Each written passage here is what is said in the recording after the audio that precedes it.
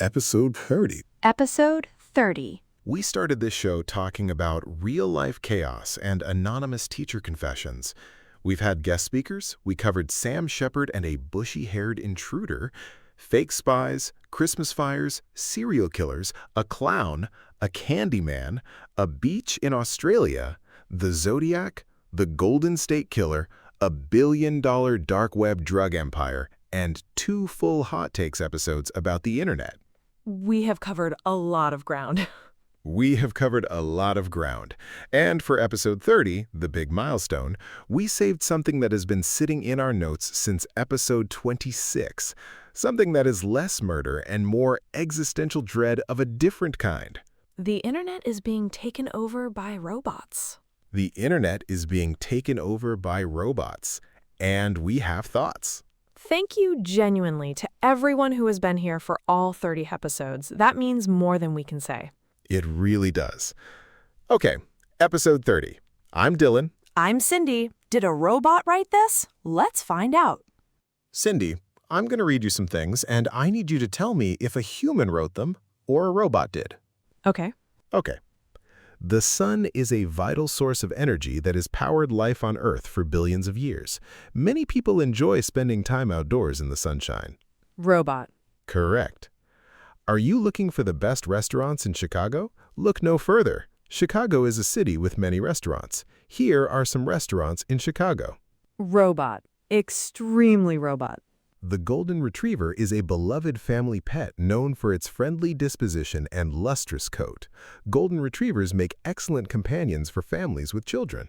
Robot. Also, lustrous coat. Nobody has ever said lustrous coat in a real conversation. Nobody. And yet this exact sentence exists on approximately 40,000 websites right now. The internet has become a golden retriever article farm, and I am not okay with it. The internet has become a golden retriever article farm is a sentence I did not expect to say on a Milestone episode. And yet here we are. Okay, before we get into opinions, give me the actual picture. How much AI content are we talking about? Studies have estimated that somewhere between 50 and 90% of online content could be AI-generated or AI-assisted by now. Some researchers think the real figure is already higher for certain categories. News aggregation, product descriptions, SEO articles, social media filler content. SEO articles being the golden retriever problem. Exactly. There are entire content farms, sometimes called Slop farms, that use AI to generate thousands of articles per day on every conceivable topic, publish them to websites designed to rank in search results, earn tiny ad revenue per visit, and repeat indefinitely. No human writer, no human editor, sometimes no human reader. Content with no intended human audience. Written by machines for machines. And it's not just articles. AI image generators have flooded stock photo sites and art platforms. AI video generation tools are producing content at scale. There are AI voice clones of real podcasters used to generate fake episodes or fake ads. Wait, fake podcast episodes using real hosts' voices? Happening right now. Sometimes selling products the real hosts have never endorsed. Sometimes spreading misinformation. That is actively alarming as people who run a podcast. It is actively alarming as people who run a podcast. Which brings us to the thing we want to say explicitly. This podcast is made by 2 actual humans. Every episode. No AI scripts, no AI voices, no AI-generated research. Real people, real conversations. Real opinions about golden retrievers. We are real. It feels strange to have to say that in 2026. It is a strange sentence, and yet here we are saying it. You mentioned slop farms. Let's talk about what they're actually doing to the internet as a place to be. They collapse the signal-to-noise ratio. If 60% of results for any given search are AI-generated slop, the real information, the article written by someone who actually knows something, the review by someone who actually used the product, the recipe tested by someone who actually cooked it, gets buried. The human stuff becomes harder to find. And there's a theory about where this ends up called the dead internet theory. The argument is that most of the content we encounter online, most of the accounts we interact with, most of the engagement we see is already artificial. Bots, AI accounts, fake engagement, synthetic content. and the real human internet is a shrinking island in a sea of machine-generated noise. Is it true? Probably not entirely true yet, but directionally true, and the direction of travel is concerning. The good news? Humans are remarkably good at detecting inauthenticity. The Golden Retriever article reads as robotic, because it is. People can tell. The question is whether the platforms are getting good at telling too. And are they? Working on it. Here's where I think we actually disagree. The slop farm problem and the AI creative content problem get conflated constantly, and I think they're different things. Explain the distinction. A slop farm article about golden retrievers that exists to game search algorithms. Clearly bad, no debate. But an artist who uses AI as a tool to generate initial concepts they then develop and refine. Is that the same thing? I think it's a different thing. I'm not sure it's a good thing. Why not? Photographers use Photoshop. Musicians use synthesizers. Writers use spell check. At what point does a tool become cheating? When the tool does the creative work instead of assisting it. When you type a prompt and accept what comes out, you haven't made something creative. You've made a selection. But curation is a creative skill. Knowing what to ask for, knowing what to keep, knowing what to develop, those are genuinely creative decisions. Here's my actual concern. It's not about the individual creator using AI as a tool, it's about the ecosystem. If AI-generated art, music, and writing floods every platform, what happens to human artists trying to build careers? What happens to the economic model that let people make things for a living? That's the real question. And I don't have a good answer.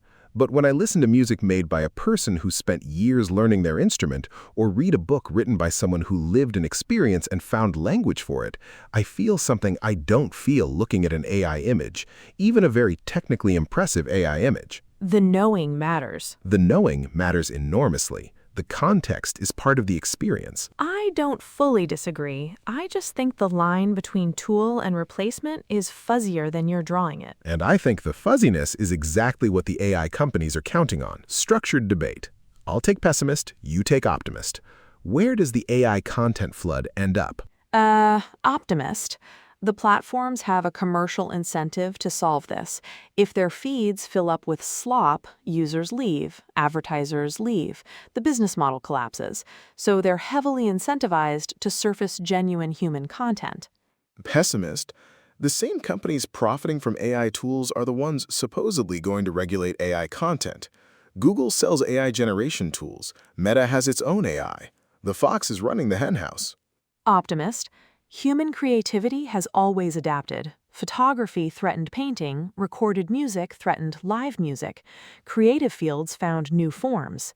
AI will be the same. Pessimist. Those transitions destroyed real livelihoods. The artists who didn't make it through don't get remembered because they didn't make it through.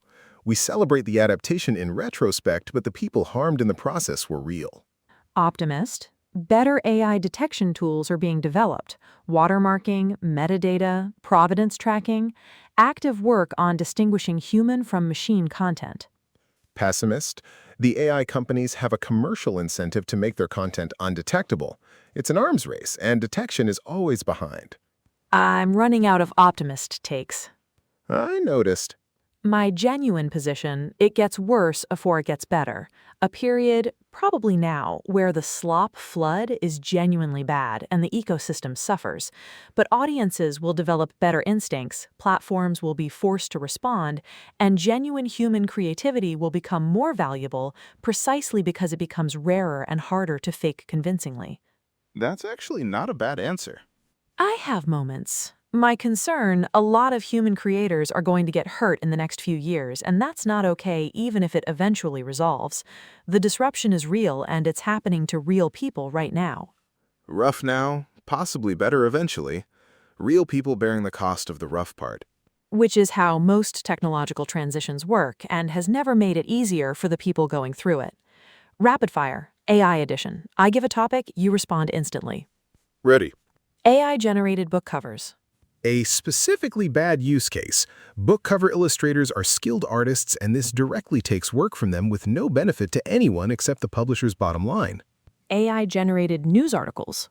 Actively dangerous. Already causing misinformation problems. Should require mandatory disclosure and currently often doesn't. Using AI to help write your emails. Fine, I don't care. If Grammarly is acceptable, this is acceptable. The email was never the art. AI-generated therapy chatbots. Deeply complicated, potentially helpful for people with no access to real support, potentially harmful if it replaces real support for people who need it. The better-than-nothing argument and the worse-than-something concern coexist uncomfortably. AI voice clones of deceased loved ones. I need a moment with that one. Take your moment. I understand why people want it. I think it's probably not good for grief in the long run, but I don't want to be absolutist about something this personal. Complicated. That was the most thoughtful, rapid-fire answer you've ever given. The topic earned it. Episode 30 of HILLarious Media, the AI content episode. One of the more interesting things we've discussed because we couldn't resolve it. And I think that's right. Anyone who tells you they have a clean answer to where AI content goes from here is either lying or selling something. Or an AI. Or an AI. We are not AIs. We are two slightly tired humans who started a podcast and somehow made it to 30. 30 episodes. Thank you to every single person who has listened to any of them. Whether you found us at episode 12 or episode 29 or literally right now, thank you. If this episode made you think, leave a comment, an actual human comment. A real person will read it. That is our competitive advantage over the Slop farms. We actually read the comments. Even the unhinged ones. Especially the unhinged ones. Subscribe, leave a review, tell a friend. Episode 31 is coming and we are not slowing down. I'm Cindy. I'm Dylan. We are real people. This was a real conversation. Good night.